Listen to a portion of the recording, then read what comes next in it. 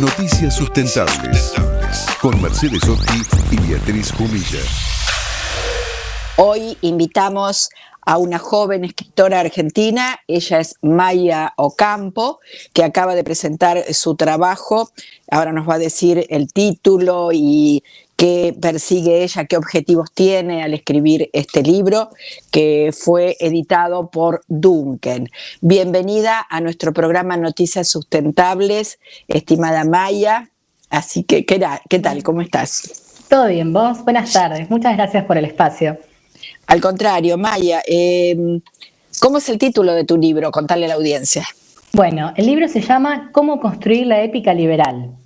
¿Y por Bien. qué elegí este título? Sí. Porque, obviamente intuirán que estoy de acuerdo con las ideas liberales, creo que son las ideas que le han dado mayor bienestar a la humanidad y que creo que es el camino que tenemos que seguir los argentinos y toda Latinoamérica, ¿por qué no? Ya que compartimos varios problemas similares.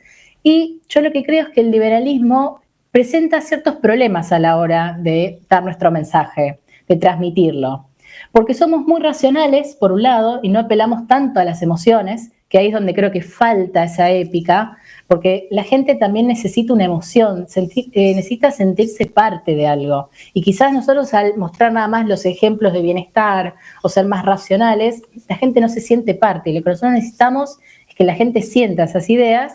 Y además también, para que se transmitan mejor esas ideas, hay que simplificar a veces el lenguaje. Quizás hablar de ciertos intelectuales que son muy importantes, por supuesto, pero eso no va a hacer que el mensaje llegue a la gente, digamos, que no vaya a lo mundano, a lo cotidiano, a lo que le preocupa a la gente.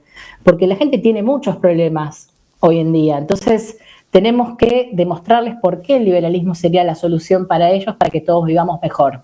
Por eso es el título del libro. Pero vos, para preparar este libro, hace muchos años que venís trabajando y militando en lo que vos nos comentás y escribiendo artículos en diferentes medios, ¿verdad?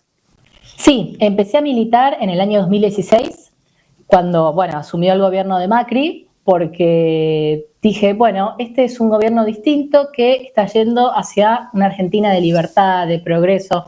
No llegó, lamentablemente, pero estábamos encaminados y creo que ese era el camino, algo distinto, algo donde el Estado trabajara para la gente, no donde un poco como que la gente trabaja para el Estado, donde tenemos gobernantes que creen que son dueños de nuestro país. Y entonces ahí empecé a militar. Nunca creo que tuve aspiraciones de estar en alguna lista, sino que mientras estaba estudiando en la facultad, como no trabajaba, tenía un poco de tiempo, entonces dije, voy a involucrarme. Yo en ese momento vivía en otro lado, vivía en Pilar. Empecé a involucrarme a nivel municipal, digamos. Sí, y entonces empecé a juntarme con los chicos de la Juventud Pro, hacíamos timbreos, hacíamos campañas, fiscalizando. Entonces era más que nada como un voluntariado, digamos. Después fui cambiando, pero siempre dentro del mismo partido. Y hoy en día, está, hay como dos visiones tan distintas que, creo que está claro por qué visión voy, ¿no? Claro. En aquel momento estaba Nicolás Ducoté Sí. ahí en Pilar, ¿no es cierto? Exactamente. Y volvió el peronismo. ¿Qué puede haber fallado, te parece a vos, que decías no falló el tema de Macri y todo eso?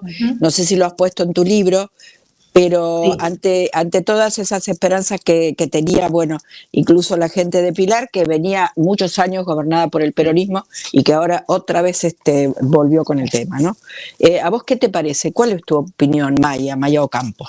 Sí, y antes de contestarte, te comento algo, si querés. Te comento algo, ya que ¿por qué es tan grave que haya vuelto el peronismo? Me acabo de enterar que sacaron hace poco un proyecto de ley para expropiar viviendas ociosas, por ejemplo. Por eso es tan grave, por ejemplo, que haya vuelto, porque ¿por qué tiene que venir al Estado a sacarme algo que es mío y que logré con mi propio esfuerzo? Y de manera limpia, ¿no? Por supuesto, mientras todo sea limpio. Entonces, por eso es tan grave, pero yo creo que pasó especialmente porque son distintos, creo, están a distintos niveles. En el libro hablo de Macri, de por qué no se llegó a renovar, y yo creo que es porque faltó épica liberal y batalla cultural. Digamos, Macri empezó un poco con todas estos banderazos, las marchas de Sí se puede, nos devolvió esta sensación de patriotismo, de ver a los granaderos tocando el himno en Retiro, en la calle Florida, el G20. Yo creo que eso nos llenó de orgullo, pero faltó más. faltó batalla Sí. cultural en las escuelas, por ejemplo, y en las universidades.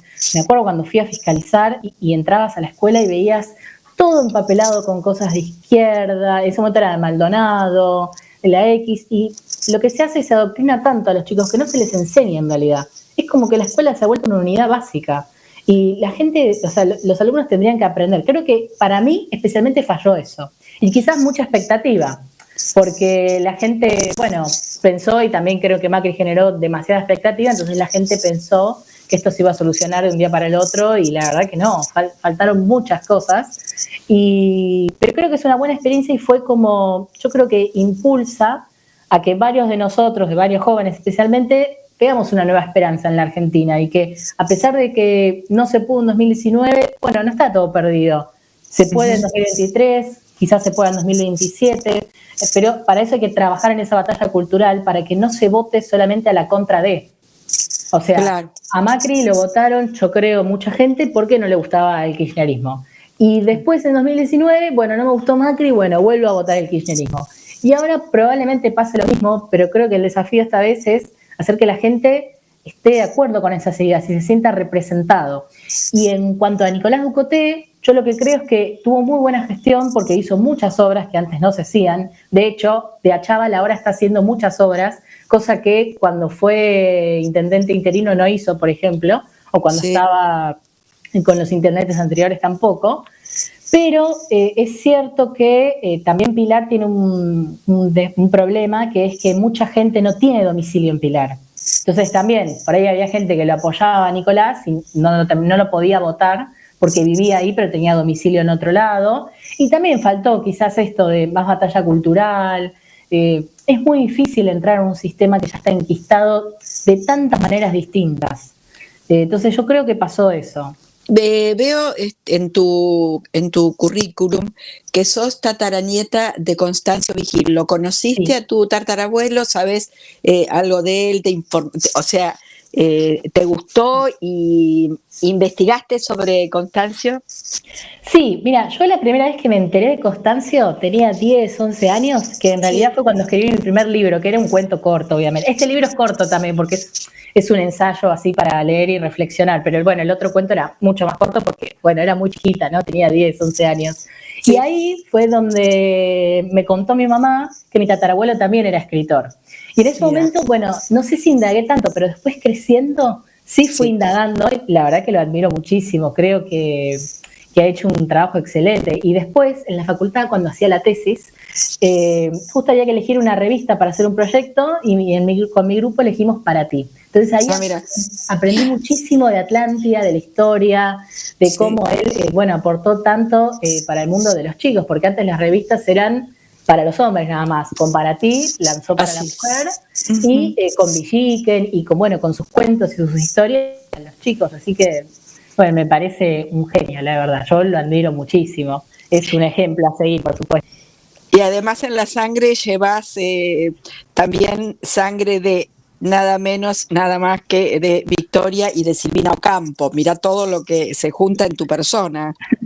Es casualidades de la vida, porque, bueno, Vigil es materno y, bueno, las Ocampo son paternas, bueno, obviamente por el apellido. Sí. Ellas son indirectas igualmente, porque es como que ellas y mi abuelo paterno tenían el mismo tatarabuelo.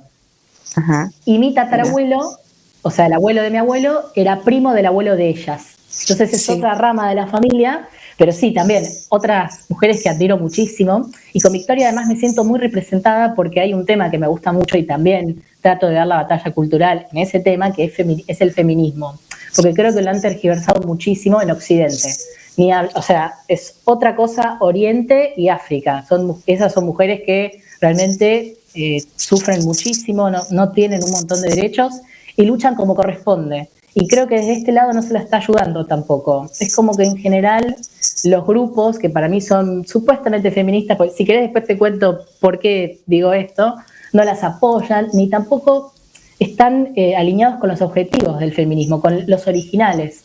Entonces, creo que Victoria lo plasmaba perfecto, lo que era el feminismo en esa época, que la mujer pudiera votar. Bueno, ella creo que fue una de las primeras en poder manejar, cómo salía adelante, ella se reunía con todo el mundo, políticamente luchaba en contra de lo que ella creía que estaba mal, que en ese momento era el peronismo, y bueno, hasta fue presa, todo por eso, y ella con una valentía increíble, así que otras mujeres que admiro muchísimo, por supuesto, y que son mi ejemplo. Bueno, yo recién empiezo, yo estoy muy lejos de todo eso, por supuesto, pero siempre las tengo en la mente, obviamente.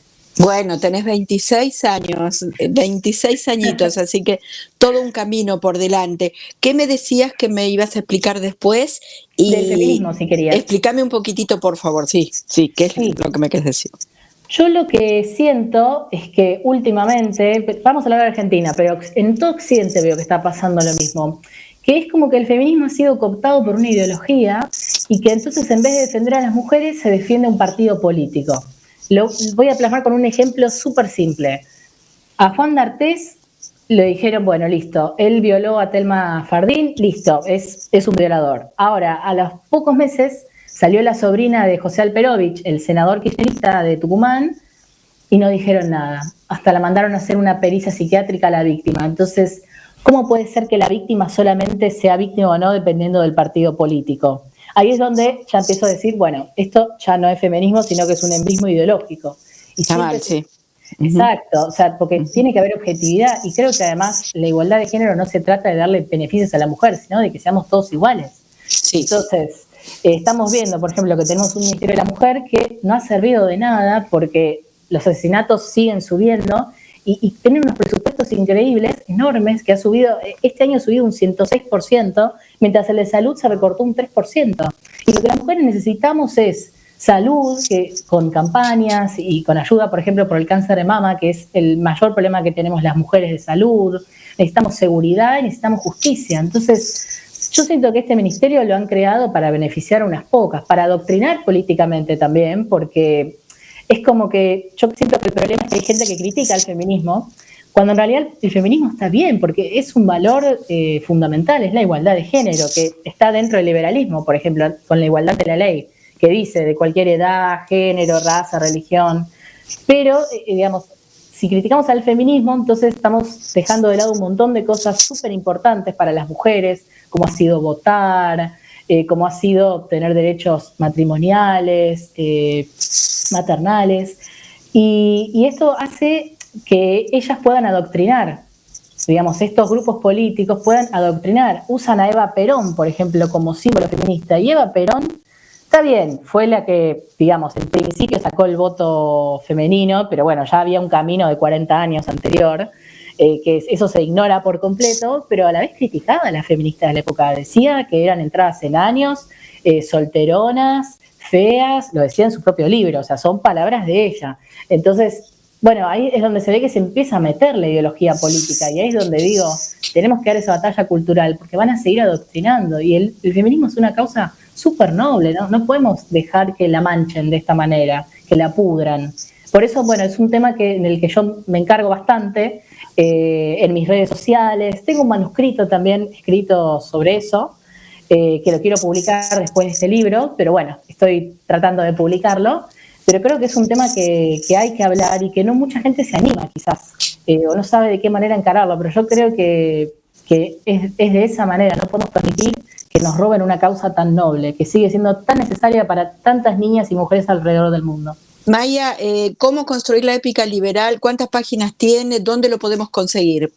Sí, es un ensayo súper corto, porque la idea del libro es una lectura rápida y que dé a la reflexión, como que va más allá del libro, es como un comienzo. El libro tiene 70, a ver, ya te digo, exactamente, creo que tiene 72 partes, 66 páginas. Bien, está bien, sí, sí. Sí, claro, tiene 72, pero con las páginas en blanco. Tiene 66 páginas, claro, es que me acuerdo de eso de la editorial. 66 páginas, y se puede conseguir en todas las librerías del país, de Cúspide, Jenny y el Ateneo. ¿Alguna forma de comprarlo por internet también, me imagino? Sí, desde la página de Editorial Duncan. Me pueden escribir a mis redes sociales también, si alguien me quiere escribir, y está en Mercado Libre también. Bueno, además te quiero felicitar porque de muchas casualidades en esta nota, porque justo salió el tema de que estabas en Pilar y no quería dejar de decir, el padre de mis sobrinos es Nicolás Ducoté, o sea que... ¿En serio? Mirá. Sí, o sea que bueno... cuando hablas de Nicolás, yo lo quiero muchísimo, es una gran persona, un gran padre. Se Y nota. después, sí, y después también te quería decir que justo 13 de junio, que es mañana cuando sale nuestro programa al aire, como hace 20 años en Radio Amadeus, todos los martes a las 12, es el día de la escritora y el escritor, así que fue también otra casualidad, te abrazo desde este lugar porque mirá qué día para hacerte la nota. Muchísimas gracias, un placer. Muchísimas Un placer. Gracias. ¿Cuántas casualidades? Increíble. Sí, no muchas casualidades. Sí, sí. Así que bueno, te despido con muchísimo afecto, te felicito por tu trabajo y que sigas siempre adelante. Muchas gracias, muchas gracias. Hasta todo momento. Era una nota con Maya Ocampo, joven escritora argentina, que acaba de publicar su ensayo de editorial Duncan, Cómo construir la épica liberal. Noticias sustentables. Un espacio para difundir e impulsar el desarrollo sustentable. Con Mercedes Occhi y Beatriz Humilla.